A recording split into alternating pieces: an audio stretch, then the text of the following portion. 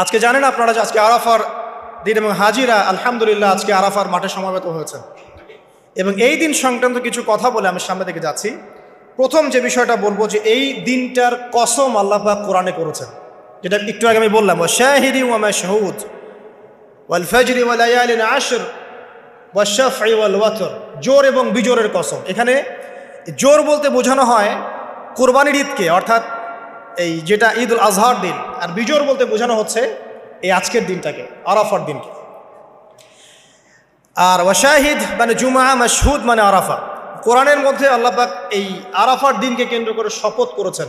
নিঃসন্দেহে আল্লাহ যে বিষয়টাকে নিয়ে শপথ করবেন এটা সবচেয়ে বেশি মূল্যবান জিনিসের অন্তর্ভুক্ত হয়, তাই নয় কি? এটা বোঝার বাকি নেই, এই জিনিসটা আমাদের জন্য অনেক অনেক বেশি গুরুত্বপূর্ণ। আরেকটা ফজিলত হচ্ছে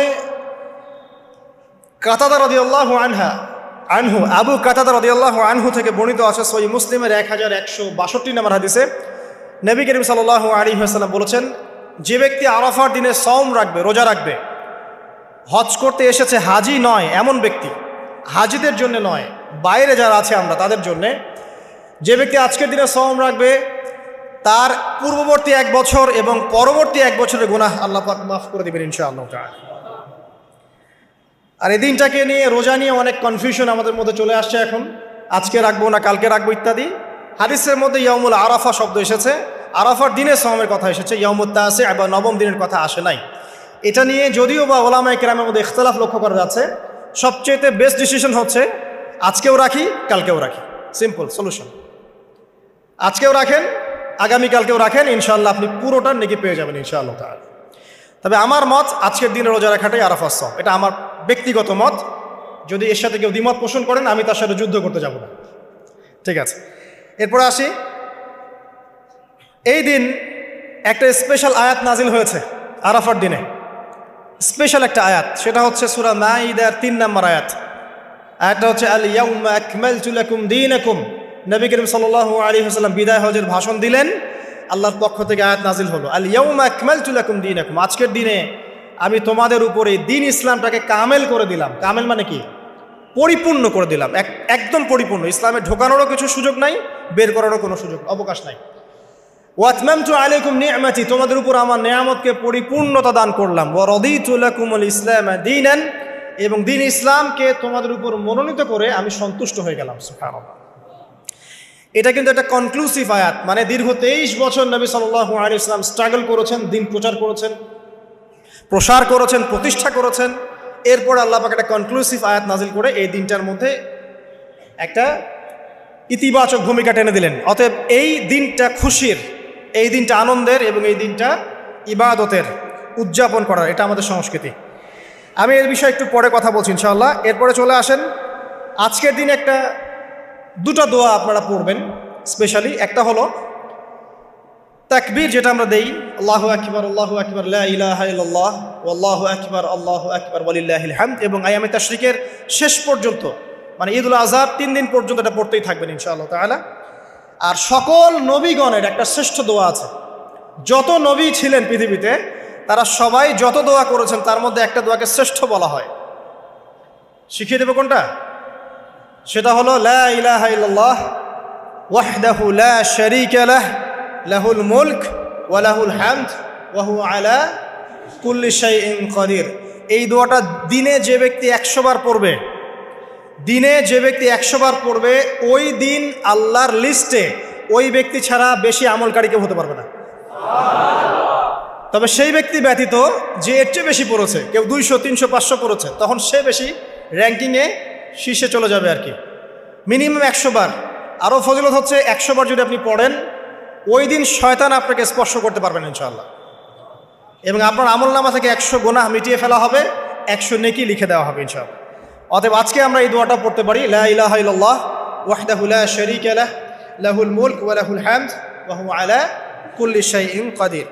এরপরে আসেন, এই দিন একটা ফজিলত হচ্ছে, আজকের দিনটা হচ্ছে হজের দিন, হজ আকবরের দিন। আমরা অনেকেই হজটাকে তুচ্ছ মনে করি, অনেকের সামর্থ্য আছে কিন্তু হজ করতে যাই না। আছেন এমন মানুষ? দুনিয়ার চাকচিক্য নিয়ে ব্যস্ত আছে, কিন্তু হজ ফরজ হয়ে গেছে, সেই কবে হজ করতে যাই না। মনে করি মেয়ের বিয়ে দিয়ে শেষ বয়সে যাব, তাই না? অথচ হজ করতে হয় ইয়াং বয়সে, যদি সামর্থ্য থাকে ইয়াং বয়সে হজ করতে হবে। আমরা কিছু ফজিলত জেনে নেই এবং আল্লাহর কাছে দোয়া করি, আল্লাহ পাক আজকে আমাদের এই ক্ষুদ্র মসজিদে যত মুসল্লি উপস্থিত আছে আল্লাহ পাক সবার তাকদিরে হজে আকবার নসিব করুন, আমিন। এবং মাকবুল আর মাবরুর হজ করার তৌফিক আল্লাহ পাক আমাদের সবাইকে দান করুন, আমিন। একটা হাদিস আছে, বুখারী মুসলিম দুইটা কিতাবে এসেছে, যে ব্যক্তি মান হাজ্জা লিল্লাহ, যে ব্যক্তি শুধু আল্লাহর জন্য হজ করলো, ওয়ালাম ইয়ারফুস ওয়ালাম ইয়াফসুক, এবং হজের মধ্যে কোনো প্রকার ফাহেসা কাজ করে নাই, অশ্লীল কোনো কাজ করে নাই, কোনো ফাসাকি কাজ করে নাই, সে ব্যক্তি ওই দিনের মতো নিষ্পাপ হবে। ওয়ালাদাতহু উম্মুহু, কোন দিন? ইয়াউমু ওয়ালাদাতহু উম্মুহু, যেদিন তার মা তাকে জন্ম দিয়েছে। এটা সবচেয়ে বড় বেনিফিট। আরেকটা হাদিসে আছে যে মাকবুল হজ, একটা মাকবুল হজের জাযা জান্নাত ছাড়া আর কিছুই না। একটা মাকবুল হজের জাযা বা প্রতিদান হচ্ছে জান্নাত ছাড়া আর কিছুই না।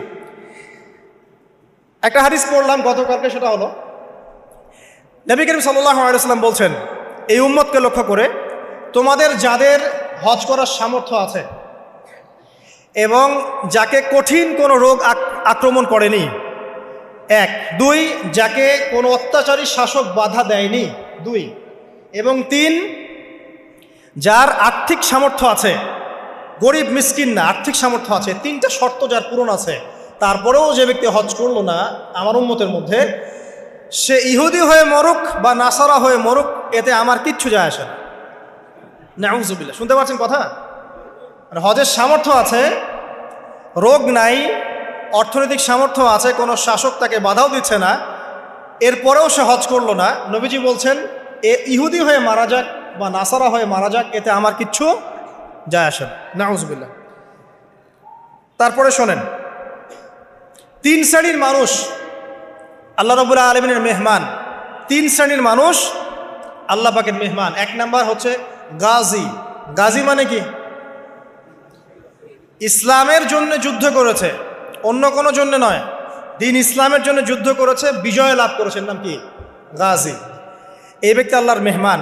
যেমন আবু বকর সিদ্দিক, ওমর, ওসমান, আলী রাদিয়াল্লাহু আনহুম, তারা ইসলামের জন্য যুদ্ধ করেছিলেন না?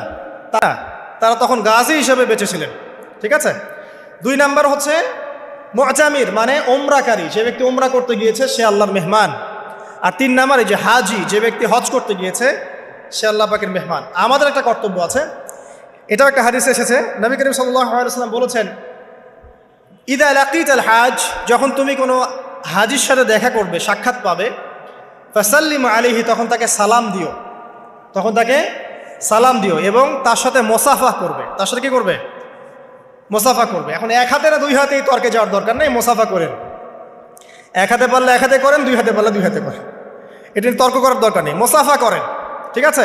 মানে আমরা তো তর্কের শেষ নাই, যে কোনো ইস্যু পাইলেই তর্ক। আরাফা নিয়ে তর্ক, তারাবি নিয়ে তর্ক, ঈদের তাকবীর নিয়ে তর্ক, হ্যাঁ, রাকাত সংখ্যা নিয়ে তর্ক, মোসাফা নিয়ে তর্ক, বাকি রাখছি কি সেটা জানি না। আর এই তর্কগুলো করতে করতে দেখবেন ইসলামের বেসিক জিনিসগুলোই নাই, গায়েব। ইসলামী না আছে খেলাফা, ইসলামী না আছে ইমারা, না আছে ইউনাইটেড কোনো ইসলামিক কমিউনিটি, না আছে ইসলামিক কোনো ইকোনমিক্সের বেস, না ইসলামিক কোনো মিডিয়া, না ইসলামিক কোনো কিছুই না। যা আছে প্রটেস্ট্যান্ট ভার্সন, মানে নামাজ, রোজা, হজ, যাকাত, এগুলাই। আর এগুলো নিয়ে আমরা এখন তর্ক করছি। ব্যক্তি পর্যায়ে দিন আছে, বাকি বাইরে আর দিন নাই। মসজিদের মধ্যে আসবে পাক্কা নামাজি, মসজিদ থেকে বের হয়ে গেল সুদখোর। তো আল্লাহ হেফাজত করুক আমাদেরকে। আমাদের বড় বড় ইস্যুগুলো নিয়ে বেশি কথা বলা উচিত। মোসাফে 1 হাতে হবে না 2 হাতে, এর জন্য কি জান্নাত জাহান্নামের ফয়সালা হয়ে যাবে? তাই মনে হয় আপনাদের? সুবহানাল্লাহ। একজন বলছে ইশারা করতে হবে তাশাহুদে এভাবে, আরেকজন বলছে একটু নড়াতে হবে। এই মাসআলাটার জন্য কি আপনার জান্নাত জাহান্নামের ফয়সালা হয়ে যাবে মনে হচ্ছে আপনার? অথচ আকীদার ঠিক নাই, এদিকে আমলের ঠিক নাই, অর্থনৈতিক জীবনের ঠিক নাই, মুআমালাতের ঠিক নাই, সম্পত্তির বন্টন মেরাজের ঠিক নাই, এগুলো ঠিক নাই, এবং আল্লাহর জমিন, আল্লাহর দিন বাস্তবায়নের কোনো চেষ্টাই নাই, অথচ এগুলো নিয়ে ব্যস্ত হয়ে আছে। আল্লাহ পাক আমাদের বিচক্ষণতা দান করুন, দূরদর্শিতা দান করুন, আমিন। আসুন, মোসাফা করতে বলেছেন নবীজি, তারপরে বলবেন যে মুরহু, তাকে আদেশ করুন। এখানে আদেশ মানে হচ্ছে অনুরোধ করুন, তাকে আদেশ করুন বা অনুরোধ করুন, আই ইস্তাগফিরুল্লাহকে, সে যেন তোমার জন্য ইস্তেগফার করে। কে? যে ব্যক্তি হজ করে এসেছে, হাজি, তাকে সালাম দিবেন, মোসাফা করবেন, দিয়ে বলবেন যে ভাই আপনি আমার জন্য একটু দোয়া করেন। কারণ ফাইন্নাহু মাগফুরুন লাহ, কারণ সে ব্যক্তি একজন ক্ষমাপ্রাপ্ত মানুষ। তবে একটা বিষয়, মানুষের সম্পদ আত্মসাৎ করে সুদের টাকা দিয়ে, ঘুষের টাকা দিয়ে, প্রতারণা, বাটপাড়ি, দুর্নীতির টাকা দিয়ে হজ করতে গিয়ে কতটুকু মাগফুর হয়ে আসা যাবে, এটা একটা প্রশ্নবিদ্ধ বিষয়। তো এই বিষয়গুলোকে ক্লিয়ার করে হজ করতে যাওয়া উচিত। আল্লাহ পাক আমাদেরকে তৌফিক ইনায়াত করুন, আমিন। এই দিনের একটা প্রতিশ্রুতি আছে। কি প্রতিশ্রুতি? আয়েশা রাদিয়াল্লাহু আনহা থেকে সহিহ মুসলিমে এসেছে এবং জাবের রাদিয়াল্লাহু আনহু থেকে ইবনে হিব্বানের 3853 নম্বর হাদিসে এসেছেন। আল্লাহ রাব্বুল আলামিন এই দিনে হাজিদেরকে দেখে বলেন, যারা আরাফার মাঠে এসেছেন তাদেরকে দেখে বলেন যে আমার এই বান্দারা দূর দূরান্ত থেকে সফর করে এখানে এসেছে। ওদের চেহারাগুলো তাকিয়ে দেখো, ক্লান্ত, ক্লিষ্ট, চুলগুলো এলোমেলো, পরিশ্রান্ত। তারা আমার রহমতের প্রত্যাশী, অথচ তারা কেউ আমার আযাব দেখে নাই। হে ফেরেশতারা, তোমরা সাক্ষী থাকো, আমি তাদের সবাইকে মাফ করে দিলাম। এবং নবী সাল্লাল্লাহু আলাইহি ওয়াসাল্লাম বলছেন যে আজকের দিনে যত মানুষকে আল্লাহ পাক জাহান্নাম থেকে মুক্তি দিবেন, অন্য কোনো দিনে এত মানুষকে আল্লাহ পাক মুক্তি দিবেন না। আল্লাহ পাক আমাদেরকে সবাইকে জাহান্নাম থেকে মুক্তি দান করুন, আমিন। তো শেষ যে বিষয়টার দিকে টাচ করে আমি কনক্লুশন দিকে যাব, সেটা হলো উম্মতে মুহাম্মাদির জন্য আজকের দিনের মধ্যে স্পেশাল কি বলেন তো? এটা হচ্ছে আমাদের মূল পয়েন্ট। আজকের দিনে ফজিলত জানলাম, আমরা আমলগুলো জানলাম, সব ঠিক আছে, কিন্তু আমাদের জন্য আসলে স্পেশাল কি জিনিস? আমাদের জন্য আজকের দিনের স্পেশাল যে বিষয় সেটা হলো আজকের দিনে দিন ইসলাম পূর্ণতা লাভ করেছে। ইসলামের পূর্ণতা দিবস আজকে। 23 বছর দিন ইসলাম প্রচার করার পরে আজকের দিন আল্লাহ পাক বলেছেন দিন পূর্ণ করে দিলাম।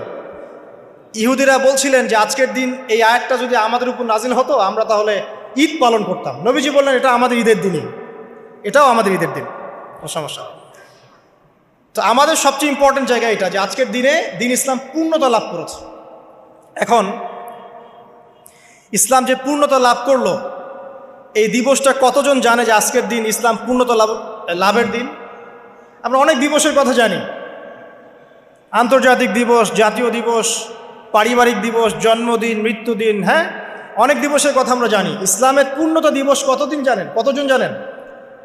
দেখেন, সাংস্কৃতিক আগ্রাসন কোথায় আপনার মূল জায়গাটা নিয়ে যাওয়া হয়েছে।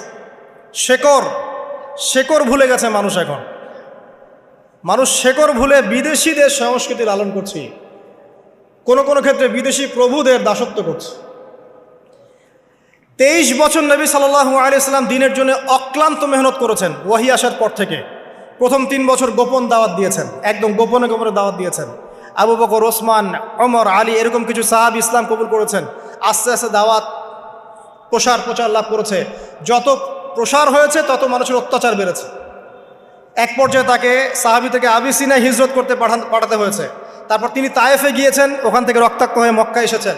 আবার সেখান থেকে ইয়াসরিব, মদিনায় গিয়েছেন। ইয়াসরিবের মানুষ ইসলাম কবুল করেছিল।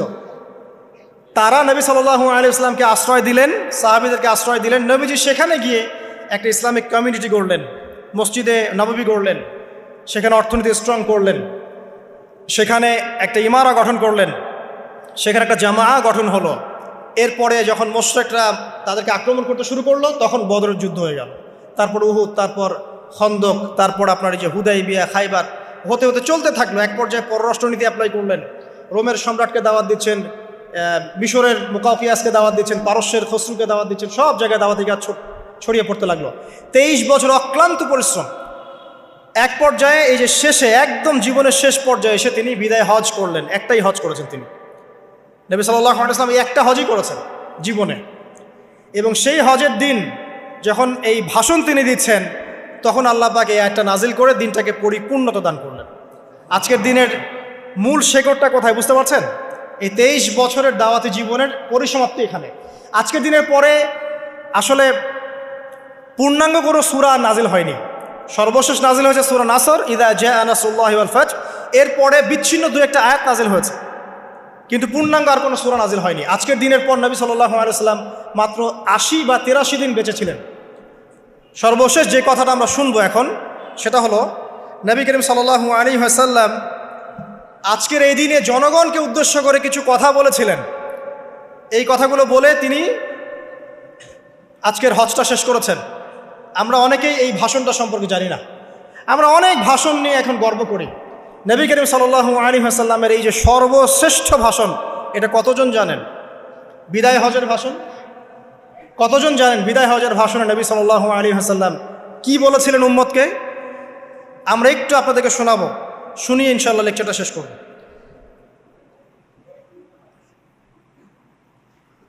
নবী করিম সাল্লাল্লাহু আলাইহি ওয়াসাল্লাম আজকের এই দিনে 31টা বিষয়ে উম্মতকে নির্দেশ দিয়েছেন। 31টা বিষয়, সবগুলো বলার সময় পাওয়া যাবে না, আমি কয়েকটা কথা বলছি। খুব ভালো হতো যদি আমি অ্যারাবিকটা বলার পরে বাংলাটা বলার সময় পেতাম। আমার হাতে 5 মিনিট সময় আছে, কারণ অ্যারাবিকটার যে ভাব গাম্ভীর্যটা বাংলা আসলে আসবে না। তারপরে আমি চেষ্টা করছি। নবী করিম সাল্লাল্লাহু আলাইহি ওয়াসাল্লাম সবার সামনে দাঁড়িয়ে দীর্ঘ 23 বছর অক্লান্ত পরিশ্রম করে দাওয়াতি মিশন কমপ্লিট করার পরে সবাইকে সমবেত করে একটা হজ করলেন। হজ করার পরে তিনি গুরুগম্ভীর কণ্ঠে বলছেন, হৃদয়ের সমস্ত আবেগ বের করে দিয়ে বলছেন, হে জনগণ, আইয়ুহান নাস, হে জনগণ, আমি জানি না আজকের পর তোমাদের সাথে আমি কখনো মিলিত হতে পারবো কিনা। একটু চিন্তা করেন, সাহাবীরা সামনে দাঁড়িয়ে আছেন, নবীজি দাঁড়িয়ে এই কথাটা বলছেন, হে জনগণ, আমি জানি না আজকের পরে আমি তোমাদের সাথে মিলিত হতে পারবো কিনা। অতএব যে ব্যক্তি আজকে আমার এই কথাগুলোকে স্মরণ রাখবে সে যেন অন্যের কাছে এই কথাগুলো পৌঁছে দেয়। হতে পারে যার কাছে পৌঁছে দেওয়া হচ্ছে সেই এই কথাগুলোকে বেশি সংরক্ষণ করতে পারবে। আল্লাহ পাক তার প্রতি রহম করুন যে আমার এই কথাগুলোকে অন্যের কাছে পৌঁছে দেবে। নবীজির ভাষণ। এরপর নবীজি বলছেন, জেনে রাখো নিশ্চয়ই তোমাদের পরস্পরের, মুসলিমদের পরস্পরের সম্পদ, পরস্পরের রক্ত, পরস্পরের এই যে জান মাল ইজ্জত, এগুলো একে অপরের জন্য হারাম। মুসলিমদের পরস্পরের রক্ত, পরস্পরের ইজ্জত সম্মান একে অপরের জন্য হারাম, এর হানি করা একে অপরের জন্য হারাম। ঠিক যেমন আজকের এই দিন হারাম, এই শহর হারাম, এই মাসও হারাম। নবী করিম সাল্লাল্লাহু আলাইহি ওয়াসাল্লাম বলছিলেন, জেনে রাখো 3টা বিষয়ে যেন তোমাদের অন্তর কখনো খেয়ানত না করে। 3টা বিষয়ে তোমাদের অন্তর যেন কখনো খেয়ানত না করে।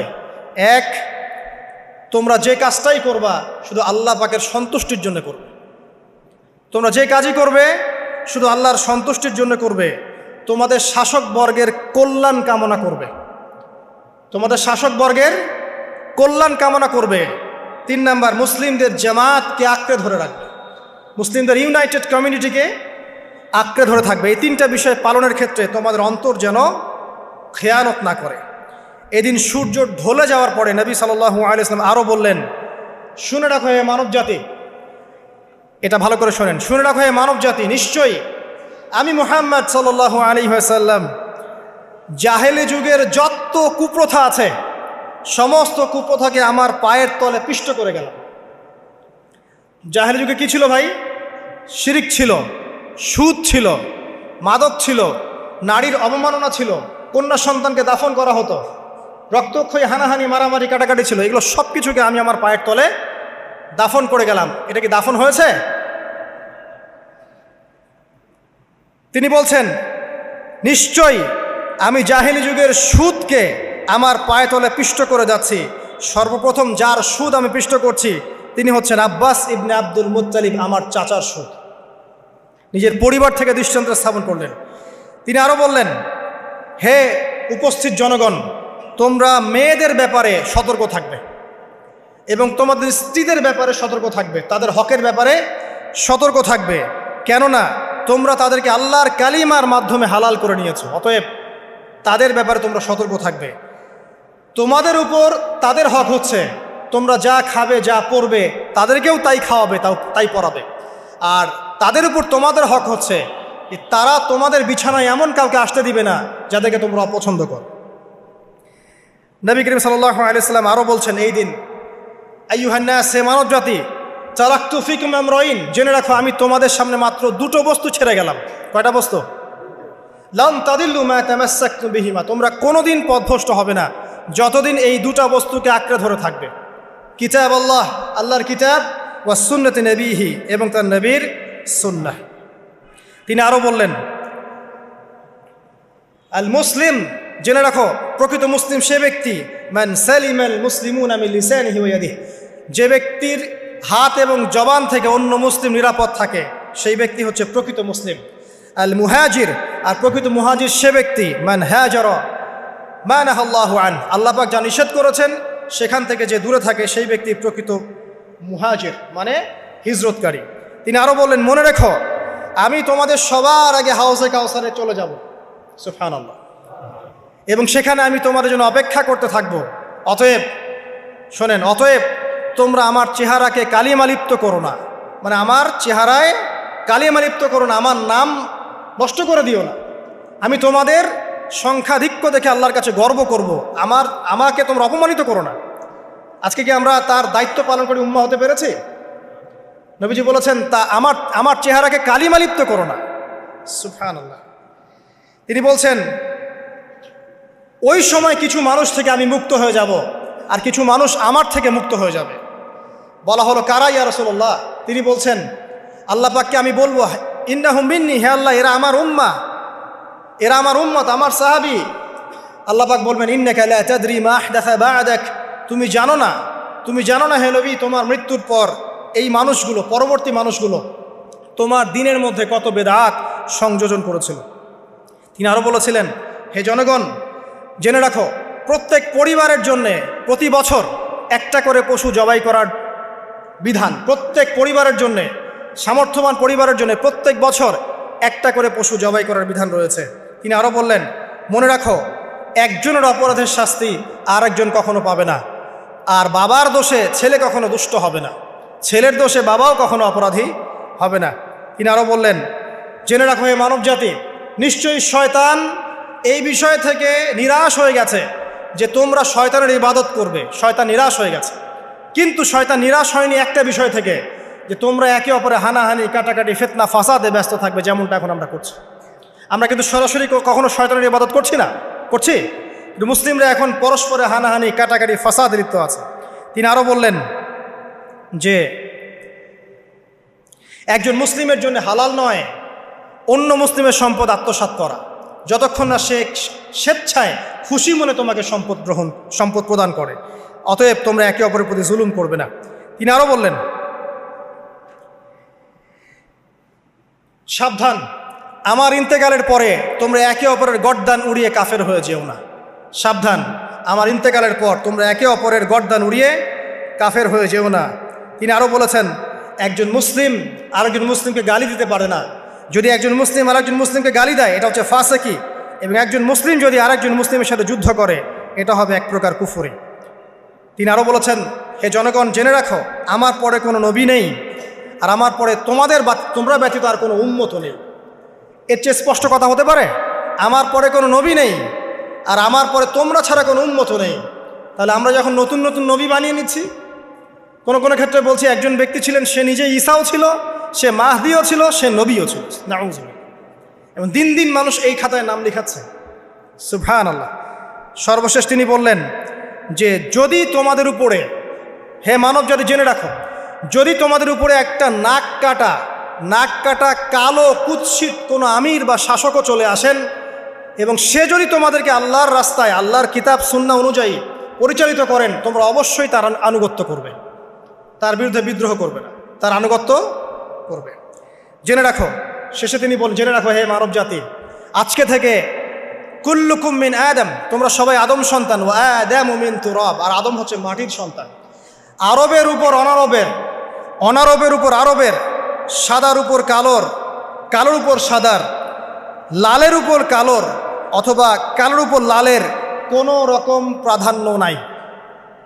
ইল্লা তাকওয়া, শুধু তাকওয়া ব্যতীত। যে ব্যক্তি বেশি মুত্তাকি, সে আল্লাহর কাছে বেশি মর্যাদার অধিকারী হবে ইনশাআল্লাহ তাআলা। সর্বশেষ তিনি আঙ্গুলটা উঁচু করলেন, নিজের শাহাদাত আঙ্গুল উঁচু করে আকাশের দিকে তাকালেন, এরপর জনগণের দিকে তাকালেন, তাকিয়ে বললেন যে তোমাদের ব্যাপারে, হে জনগণ, তোমাদের ব্যাপারে আমাকে আল্লাহ জিজ্ঞাসা করবেন। ফামা আনতুম কাইলুন, তোমরা ওই সময় কি বলবে আমার সম্পর্কে?